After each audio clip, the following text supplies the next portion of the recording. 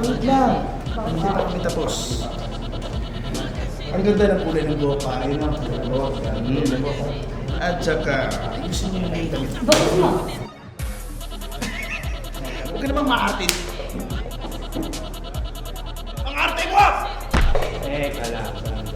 Hoy! Kala! Bakit sino ka ba? Ha? Kami ang Ilocano Defenders sa kapagtanggol ng mga natin. Ilocano Defenders? Ilocano Defenders, tandaan mo yan. Di ano ngayon? Ha? Baka magandang usapan pa pwede natin gawin dito. Magandang usapan. Sa tingin mo, magandang usapan yung ginagawa mo? Ha?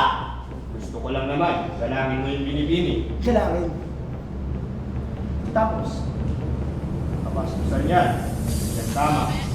bakit? Kilala mo yung kilaban mo? Dapat pa kitang kinikilala. Oo, dapat. Dapat ako yung kilala. Kung ikaw lang kikilalanin ko, mag-aalaga na lang ako ng aso. Nagpapatawa ka. Ha? Nagpapatawa ka.